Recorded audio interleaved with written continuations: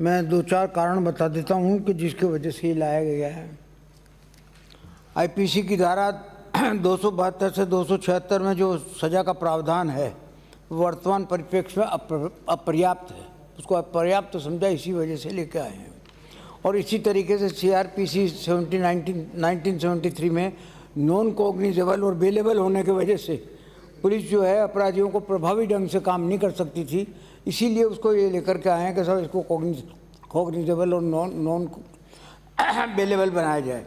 खाद्य सुरक्षा और मानक अधिनियम 2006 ये सेंट्रल गवर्नमेंट का एक्ट है, उसमें भी धारा 59 में ऐसे अपराधों के लिए अधिकतम दंड का आजीवन कारावास ऑलरेडी मौजूद है। ऐसे अपराध कॉग्निजेबल भी हैं उनके यहाँ पर।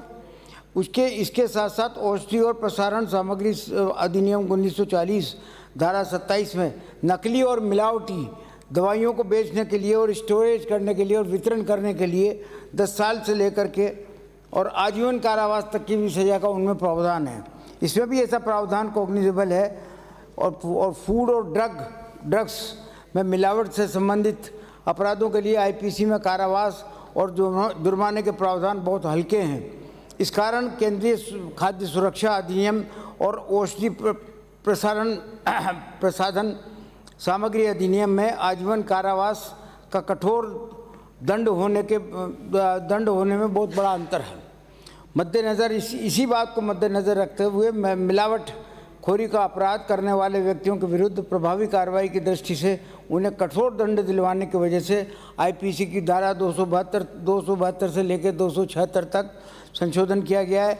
जुर्माना और सज़ा की अवधि बढ़ाई गई है और अपराधों को संज्ञान और गैर जमानती मतलब यानी कि कॉग्निजेबल और नॉन बेलेबल बनाया गया है ताकि मिलावटखोरों में भय व्याप्त हो। ऐसा अपराधों पर अंकुश लगने की उम्मीद है कि इनसे शायद हो सकता है कि इनसे अपराधों पर जो है अंकुश लगे। मेरा निवेदन ये है कि ये जिस तरीके का एक्ट यहाँ बदला जा रहा है ये ठीक इसी तरीके से 1973 में बंगाल में बदल गया, 1975 में उत्तर प्रदेश में बदल गया, उड़ीसा में 1919 में बदल गया और महाराष्ट्र में भी 218 में बदल गया। कई राज्यों ने बदला है, इसी तरीके से बदला है। अब इसमें अपन अलग अलग हवाला दें कि सुप्रीम कोर्ट ने ये कह दिया, वो कह दिया, वो कह दिया, वो कह दिया, तो सुप्रीम कोर्ट ने तो पता नहीं क्या क्या कहा है। मैं उस पर भी आऊँगा अभी। एक सेंटेंस में तो क्या कहा है और दूसरे सेंटेंस में उन्होंने क्या कहा है। अपराधों का जहाँ तक सवाल है, खाद्य सुरक्षा और मानक अधिनियम के अंतर्गत अपराधों की सज़ा का प्रतिशत 2017 में 32% 32.4 था और 18 में 37.3 था, 19 में बढ़कर के ये 38.5 हो गया और 2020 में ये 35.5 हो गया और जुलाई में अभी तक 21 जुलाई तक जो है ये 43.5 हो गया। कुछ तो वृद्धि हुई है कि इनको अपराधों को जो है सज़ा दिलाई गई है। इसी साल के अंदर एकदम 6 महीने के अंदर 43% हो जाना। आपने जैसे बताया कि साहब इतने केसेस पेंडिंग है, ये है, वो है, ये बात सही है, आपका कहना बिल्कुल सही है।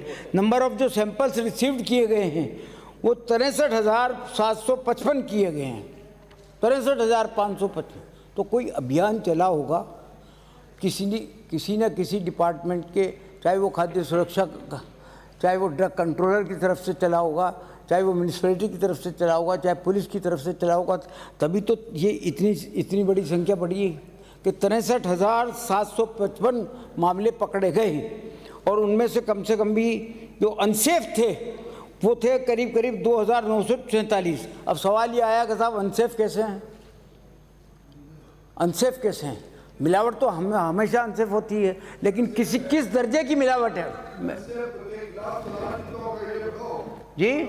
मामले बता रहे हो, इनमें कंप्लेंट कोर्ट में चालान कितने का किया ये बता दो बस। हाँ नहीं हुआ, इसमें मैं भी कह रहा हूँ कि जिनका चालान हो गया मैं बता रहा हूँ और जिनका नहीं हुआ नहीं हुआ।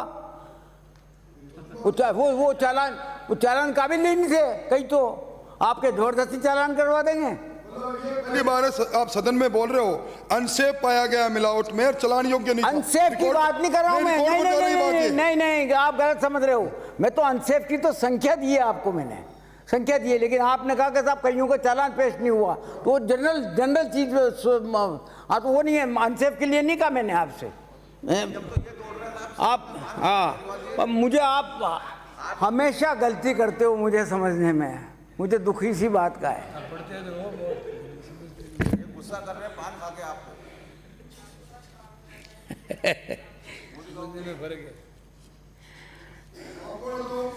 देखिए बीच में आप कौन हो? ये आप कौन हो मेरे इनके बीच में? इनके और मेरे बीच में आप कौन हो बताओ? मैं इनका सहायक हूँ भाई। पान खा रहे हैं और आपसे जिद बहस कर रहे हैं, बताओ आप मेरे वो जो भी कर रहे हो, लेकिन हमारे बीच में मत पड़ो आप। नहीं बढ़ूं?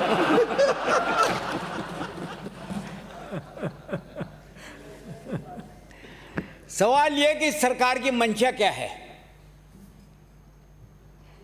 अगर मंशा ऐसे मिलावटियों को सजा दिलाने की नहीं होती तो हम ये कानून भी नहीं लाते। लाए तो सिर्फ 4 ही स्टेट हैं, हिंदुस्तान की सिर्फ 4 ही स्टेट ने बदला है, हमने तो नहीं, पहले तो नहीं बदला था, लेकिन मंशा है। और मंशा आपकी नहीं थी, हमारी है। अगर आपकी होती तो 105 प्रकरणों में आपने केस विड्रॉ किया। 105 प्रकरणों में क्यों किया विड्रॉ आपने? मिलावट के मामले में कहीं ना कहीं कंप्रोमाइज तो हुआ ही ना, तो फिर क्या हुआ? फिर विड्रॉ क्यों किया है? किसने विड्रॉ किया? 105 आप पिछली भारतीय जनता पार्टी की सरकार ने खाद्य अपमिश्रण निवारण अधिनियम के 1954 के 105 प्रकरण वापस लिए। कांग्रेस की सरकार ने अपमिश्रण के 120 प्रकरण वापस लिए।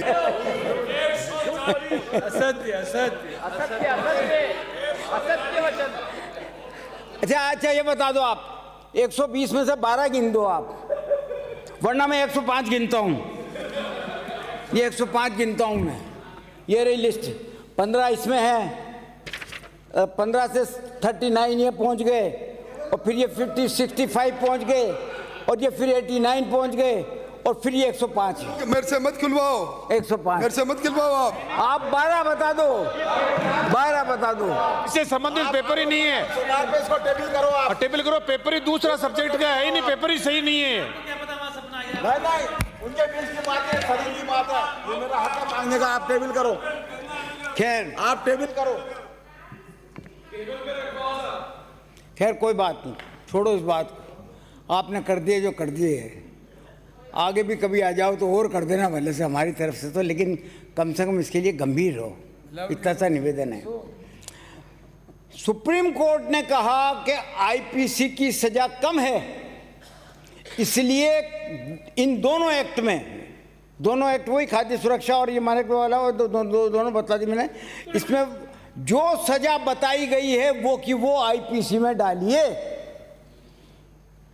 मोटी बात यह है कि इन दोनों एक्टों में तो सजा ज्यादा है और आईपीसी में कम है, तो सुप्रीम कोर्ट ने बोला कि नहीं आईपीसी में वो उतनी सजा डालो, इसलिए आपके सामने हाजिर आए हैं। धारा 59 खाद्य सुरक्षा मानक अधिनियम 2006 2000 और धारा 27 औषधि प्रसारण सामग्री अधिनियम 1940 के प्रावधान होते हुए भी हम ये विधेयक लाए, इसीलिए लाए। और माननीय उच्चतम न्यायालय ने स्वामी अच्युतानंद योगी तो नहीं है ये, तीर्थ लिखा हुआ है, स्वामी अच्युतानंद तीर्थ बनाम भारत संघ में पारित निर्णय के परिप्रेक्ष्य में, जो कि विधि आयोग के द्वारा भी रिकमेंड किया गया कि इस प्रकार से आप इन संशोधनों को सुझाव कीजिएगा। खाद्य सुरक्षा और मानक अधिनियम के द्वारा भारतीय दंड संहिता की धारा 272-225 को रिपील नहीं किया है। औषधि एवं प्रशासन सामग्री अधिनियम 32(3) में पुलिस द्वारा कार्रवाई की जा सकती है। भारतीय दंड संहिता की 1863 में 63 में राज्य संशोधन किया जा सकता है, क्योंकि ये ठीक तो है कॉन्करेंट लिस्ट में, लेकिन राज्य को संशोधन करने का हक है उसमें। दंड प्रक्रिया संहिता 1973 की धारा 357 में न्यायालय जुर्माने की राशि से प्रत्येक कंपनसेशन का प्रदान किया जा सकता है। सेशन न्यायालय के लिए जुर्माने के लिए अधिकतम सीमा कोई निर्धारित नहीं की गई है, इसमें कोई निर्धारित नहीं की गई है। या आप ही के उठाए हुए सवालों का जवाब दे रहा हूँ मैं। कटारिया साहब ने फरमाया कि भाई ठीक है, बहुत अच्छा है, आपने वेलकम भी किया इसकी, कहा कि भाई जो कुछ आपने ये संशोधन किया उसका मैं स्वागत करता हूँ, लेकिन किस तरीके से ये प्रॉब्लम हल होगी कि हम जो है मिलावट को बिल्कुल कम्प्लीटली रोक ले में हमारा जो मैनेजमेंट है वो किस प्रकार से होगा। मैनेजमेंट अगर अच्छा होगा, निश्चित तौर पे बात सही है कि अगर मैनेजमेंट ठीक नहीं होगा तो नहीं होगा कुछ भी। मैनेजमेंट सब कुछ डिपेंड करता है मैनेजमेंट पे। सजा का तो प्रोविजन आपने कर दिया, वो तो बात खत्म हो गई। अब तो मैनेजमेंट का सवाल आता है। तो मैं आपसे निवेदन करना चाहता हूँ कि खाद्य सुरक्षा आयुक्त निर्देशक का ये जन स्वास्थ्य का पद अभिकृत अधिकारी मतलब CMHO को भी अधिकार दिया है। इसमें हमने एक अधिकार CMHO के पास आ गया। खाद्य सुरक्षा अधिकारी के पास ऑलरेडी 49 ये जो है वो जो 49 वो ऑलरेडी वर्किंग है। और खाद्य सुरक्षा अधिकारी की नई भर्ती 98 जिसके साक्षात्कार चल रहे हैं, भर्ती कर रहे हैं, साक्षात्कार चल रहे हैं 98 के।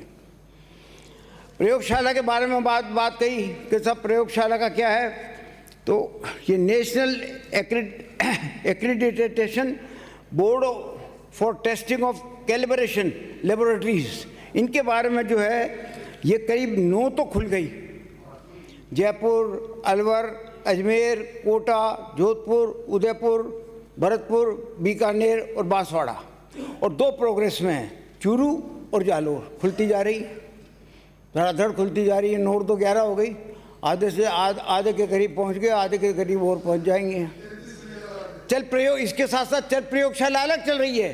5 जल प्रयोगशाला चल रही है, जयपुर, भरतपुर, उदयपुर, जोधपुर और बीकानेर। और बजट की घोषणा में थी, माननीय मुख्यमंत्री जी ने बजट की घोषणा में कहा कि प्रत्येक जिले में खाद्य प्रयोगशाला जो है वो खोली जाएगी। ये सब अंडर प्रोसेस है, ये तो मैनेजमेंट है। अब इतने अधिकारी लगाने के बाद तो कुछ उम्मीद की जा सकती है कि बढ़ सकते हैं।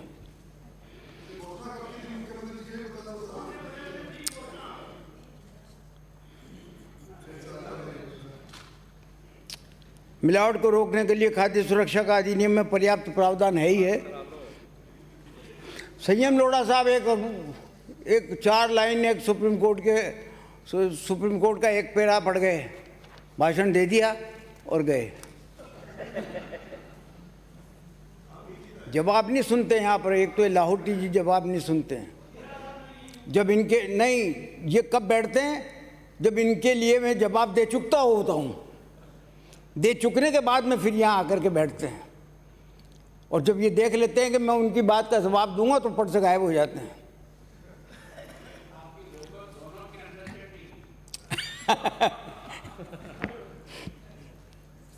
इतनी होनी भी चाहिए साहब।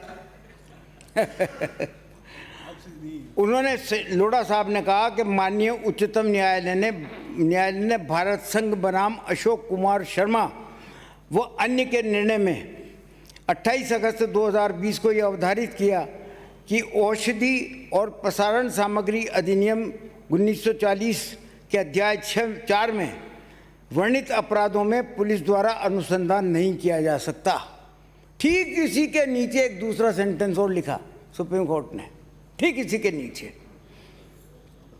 माननीय उच्चतम न्यायालय ने यह भी लिखा, यह भी अवधारित किया कि औषधि एवं प्रशासन सामग्री अधिनियम 1940 की धारा 32(3) के अनुसार अगर किसी व्यक्ति ने इस अधिनियम के अलावा अन्य अधिनियम में अपराध किया है तो पुलिस द्वारा कार्रवाई की जा सकती है।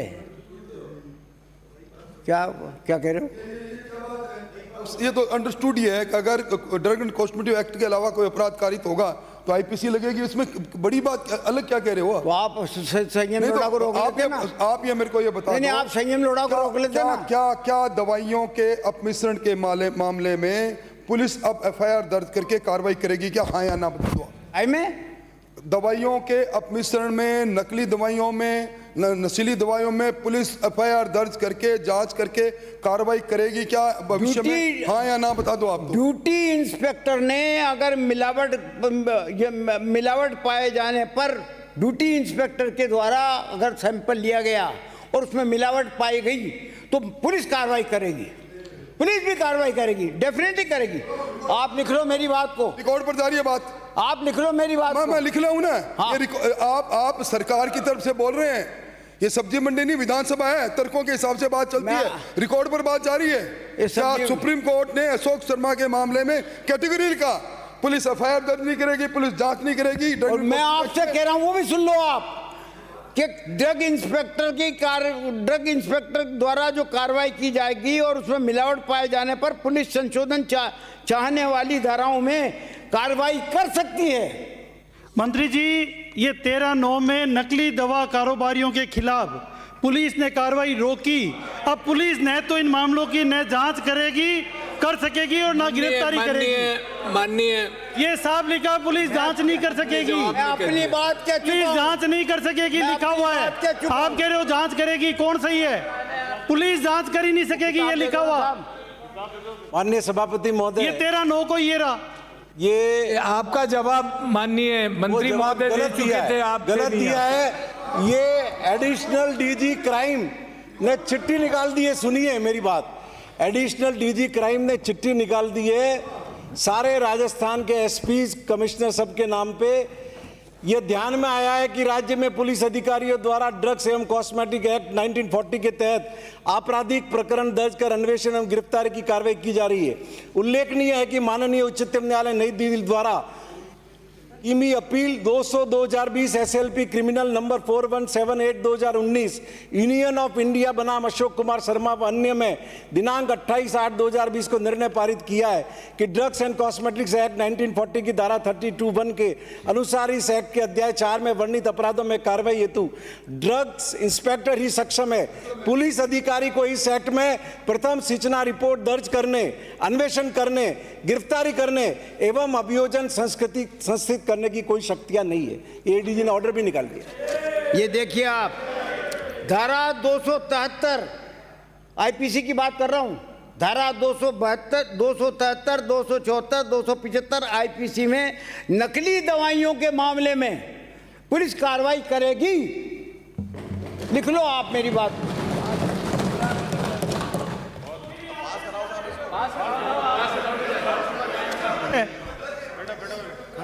प्रश्न ये है कि 200 नहीं सभापति महोदय, 200 आईपीसी 272 क्या कहती है? खाद्य सामग्री का मिश्रण है, दवाई का मामला ही नहीं है, मतलब मिसकोट कर रहे हो। खाद्य सामग्री का 272 273 मिसकोट कर रहे हो आप।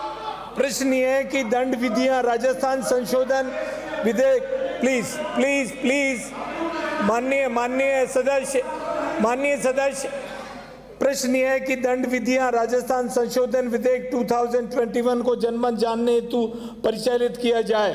जो पक्ष में हो वहां कहें, जो विपक्ष में हो ना कहें। ना पक्ष जीता विधेयक को जनमत जानने हेतु परिचालित करने का संशोधन प्रस्ताव है, स्वीकार किया गया। प्रश्न यह है कि